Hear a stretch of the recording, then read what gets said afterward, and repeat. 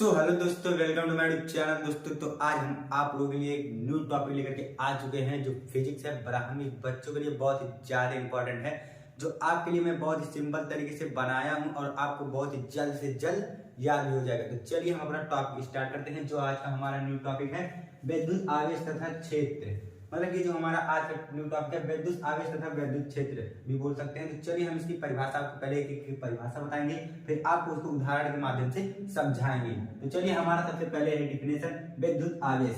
सबसे पहले विद्युत आवेश के बारे में जानते हैं कि वास्तव में विद्युत आवेश है क्या। तो चलिए हम इसका डिफिनेशन बताते हैं। किसी वस्तु में इलेक्ट्रॉन की अधिकता या कमी उस वस्तु में विद्युत आवेश को प्रदर्शित करती है। ये क्या बोला है? किसी वस्तु में इलेक्ट्रॉन की अधिकता या कमी उस वस्तु में विद्युत आवेश को प्रदर्शित करती है। विद्युत आवेश दो प्रकार के होते हैं। जैसे कि क्या बोला है? किसी वस्तु में इलेक्ट्रॉन की अधिकता या कमी उस वस्तु में विद्युत आवेश को प्रदर्शित करती है। तो इतना तो परिभाषा आपको बहुत अच्छी तरीके से समझ में आ रहा होगा। तो आगे देखिए कि आवेश कितने प्रकार के होते हैं। विद्युत आवेश दो प्रकार के होते हैं, धनावेश और ऋणावेश। धनावेश को प्लस क्यू से प्रदर्शित करते हैं और ऋणावेश को माइनस क्यू से प्रदर्शित करते हैं। तो आपको बहुत ही अच्छी तरीके से समझ में आ रहा होगा कि आवेश कितने प्रकार के होते हैं। आवेश दो प्रकार के होते हैं, धनावेश और ऋणावेश। अब चलिए हम इन दोनों के बारे में पढ़ेंगे। सजातीय आवेश किसे कहते हैं और विजातीय आवेश किसे कहते हैं। तो सबसे पहले हम लोग जानेंगे कि सजातीय आवेश क्या है और फिर जानेंगे विजातीय आवेश क्या है। तो देखिए सजातीय आवेश को मैंने बहुत सिंपल तरीके से बनाया है, जो आपको बहुत अच्छी तरीके से समझ में आएगा। सजातीय आवेश में प्रतिकर्षित होता है, मतलब प्रतिकर्षित मतलब दूर दूर भागते हैं, जो आपको बहुत अच्छे तरीके से समझ में आ रहा होगा।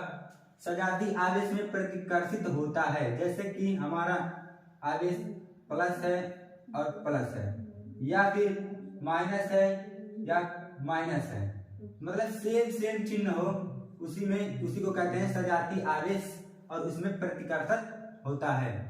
तो इतना तो आपको बहुत अच्छी तरीके से समझ में आया होगा। ये था हमारा उदाहरण। अब चलिए पढ़ते हैं विजातीय आवेश क्या होता है, जो बहुत ही सिंपल तरीके से है। विजातीय आवेश में क्या होता है? विजातीय आवेश में आकर्षित होता है। विजातीय आवेश में क्या होता है? आकर्षित होता है, मतलब कि अपने तरफ अट्रैक्ट करता है। तो चलिए इसको हम उदाहरण के माध्यम से बताते हैं आपको, जो बहुत ही सिंपल तरीके से समझ में आएगा। विजातीय आवेश मतलब कि इसमें तो सजातीय आवेश में पॉजिटिव सेम था, और इसमें क्या रहेगा?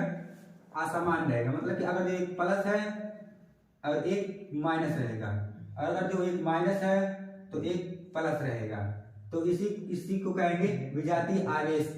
इसमें आकर्षित होता है, मतलब कि ये एक दूसरे को अपनी तरफ अट्रैक्ट करते हैं, खींचते हैं।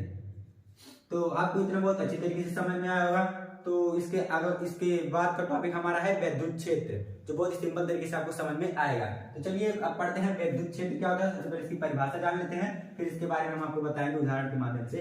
विद्युत क्षेत्र, वास्तव में विद्युत क्षेत्र होता क्या है? किसी बिंदु आवेश के चारों तरफ का वह क्षेत्र। ये क्या बोला? ध्यान से सुनिए। किसी बिंदु आवेश के चारों तरफ का वह क्षेत्र जिसमें कोई अन्य आवेश आकर्षण या प्रतिकर्षण बल का अनुभव करता है, विद्युत क्षेत्र कहलाता है।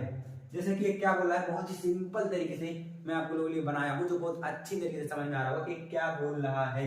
किसी बिंदु आवेश के चारों तरफ, मान लीजिए कोई बिंदु है, इस आवेश के चारों तरफ का वह क्षेत्र का, मतलब कि उस आवेश का वह क्षेत्र, मतलब कि वह क्षेत्र जिसमें कोई अन्य आवेश आकर्षण या प्रतिकर्षण का अनुभव करे। कोई अन्य आवेश आकर्षण तथा प्रतिकर्षण का अनुभव करे, उसी को कहते हैं विद्युत क्षेत्र। प्लस क्यू या माइनस क्यू, या प्लस या माइनस, आकर्षण तथा प्रतिकर्षण का अनुभव करे, उसी को विद्युत क्षेत्र कहते हैं। तो अब हमारा अगला टॉपिक देखिए क्या है। आपको इधर तो बहुत अच्छी तरीके से समझ में आया होगा। हमारा अगला टॉपिक है विद्युत क्षेत्र रेखाएं गुण, मतलब विद्युत क्षेत्र की रेखाओं की गुण ये अक्सर करके लिखने के लिए आता है बोर्ड पेपर में। तो चलिए इसका हम आपको डिफिनेशन बता देंगे, इसका गुण क्या क्या है। विद्युत क्षेत्र रेखाएं धन आवेश से लंबवत निकलती हैं। विद्युत क्षेत्र रेखाएं धन आवेश से लंबवत निकलती हैं, लंबवत मतलब 90 डिग्री लंबवत निकलती हैं तथा ऋण आवेश पर समाप्त हो जाती हैं, ऋण आवेश पर लंबवत समाप्त हो जाती हैं। यहाँ आपको देखना है ध्यान से कि क्या लिखा गया है, यहाँ छोड़ दिया गया है लंबवत, तो आपको ध्यान से समझिए। विद्युत क्षेत्र रेखाएं धन आवेश से, विद्युत क्षेत्र रेखाएं धन आवेश से लंबवत निकलती हैं और ऋण आवेश पर लंबवत ही समाप्त हो जाती हैं। तो ये हमारा था दूसरा गुण। अब पढ़ेंगे तीसरे गुण के बारे में कि तीसरा गुण क्या है। विद्युत क्षेत्र रेखाएं एक दूसरे के समांतर होती हैं, विद्युत क्षेत्र रेखाएं एक दूसरे के समांतर होती हैं, मतलब कि परस्पर एकदम समान, अगर जो भी 90 डिग्री है तो भी 90 डिग्री, वो भी 100 डिग्री तो भी 100 डिग्री, मतलब समांतर होती हैं। तो चलिए इसका तीसरा पढ़ते हैं कि तीसरे मतलब कि डेफिनेशन में क्या बोला है। ये रेखाएं एक दूसरे को कभी काटती नहीं है, ये रेखाएं एक दूसरे को कभी काटती नहीं है, मतलब कि एक विद्युत क्षेत्र रेखा है Q प्लस और एक है Q प्लस, तो ये एक दूसरे को कभी काटती नहीं है, या फिर है एक Q1 माइनस Q और एक है एक प्लस Q, इसमें भी ये एक दूसरे को कभी काटती नहीं है, इसलिए ये बोला ये रेखाएं एक दूसरे को कभी काटती नहीं है। ये हमारा था। तो अब चलिए हमारा अगला टॉपिक है जो आपको बहुत अच्छी तरीके से समझ में आएगा, और इतना टॉपिक भी आपको बहुत अच्छी तरीके से समझ में आया होगा। तो देखिए हमारा अगला हेडिंग क्या है, विद्युत क्षेत्र की तीव्रता, जो अक्सर करके 2 नंबर का आता है पेपर में। तो चलिए इसको पढ़ते हैं, विद्युत क्षेत्र की तीव्रता। वास्तव में विद्युत क्षेत्र की तीव्रता है क्या, और इसका फिर हम आपको सूत्र बताएंगे। डेफिनेशन पहले देखते हैं, फिर इसका सूत्र देखेंगे। विद्युत क्षेत्र में रखे किसी धन परीक्षण आवेश पर, ये क्या बोल रहा है, ध्यान से सुनिए पहले क्या बोल रहा है। विद्युत क्षेत्र में रखे किसी धन परीक्षण आवेश पर, इतना तो आपको अच्छी तरीके से समझ में आ रहा होगा कि विद्युत क्षेत्र में रखे किसी धन परीक्षण आवेश पर लगने वाले बल को विद्युत क्षेत्र का तीव्रता कहते हैं। लगने वाले बल मतलब F, आपके दिमाग में तुरंत आ जाना चाहिए, बल मतलब F को विद्युत क्षेत्र की तीव्रता कहते हैं। तो चलिए इसका हम आपको चित्र अनुसार बताते हैं, फिगर के माध्यम मतलब उदाहरण के माध्यम से बताते हैं कि ये बोल क्या रहा है। मतलब कि ये हो गया हमारा विद्युत क्षेत्र, ये जो डॉट डॉट करके दिया गया ये हो गया हमारा विद्युत क्षेत्र, और एक Q जो है Q0 जो है हमारा हो गया परीक्षण आवेश, और इन Q के बीच की मतलब दूरी हो गई R, जिसमें एक बल लग रहा है। इन दोनों के मतलब आप जो विद्युत क्षेत्र है और ये जो Q0 है हमारे, इन दोनों के बीच में मतलब कि बल लग रहा है। चलिए हम आपको बताते हैं कि ये विद्युत क्षेत्र तीव्रता किससे मतलब कि प्रदर्शित किया जाता है और क्या होता है। ये IE होता है, मतलब विद्युत क्षेत्र की तीव्रता IE होता है। तो इन दोनों के बीच में बल लग रहा है, तो IE बराबर हो जाएगा F, और Q0 हमारा जो है परीक्षण आवेश, तो बल के बट्टे हो गया है Y हो गया Q0, तो ये हो गया हमारा IE equal F by Q0।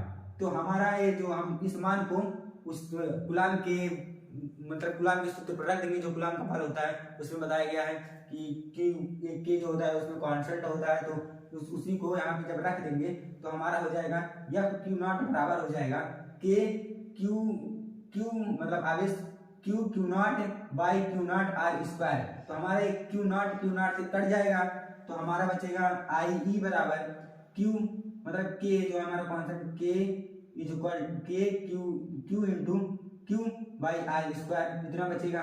तो जहां इसमें क्या होता है, जहां K 1/4 पाई एप्सिलॉन 0 मतलब एप्सिलॉन 0 मत बोलिए एप्सिलॉन नॉट भी बोल सकते हैं। एप्सिलॉन नॉट बराबर 9 × 10⁹ न्यूटन मीटर स्क्वायर प्रति कूलाम स्क्वायर होता है। तो आपको बहुत अच्छी तरीके से समझ में आएगा कि विद्युत क्षेत्र तीव्रताएं क्या होती हैं। विद्युत क्षेत्र में रखे किसी धन परीक्षण आवेश पर लगने वाले बल को ही विद्युत क्षेत्र की तीव्रता कहते हैं। तो आज को आपको ये पूरी टॉपिक बहुत अच्छी तरीके से समझ में आई होगी, और आपको कहीं भी किसी प्रकार का डाउट हो तो कमेंट में कमेंट कर सकते हैं। तो आज के लिए इतना ही बस। जय हिंद दोस्तों, जय हिंद।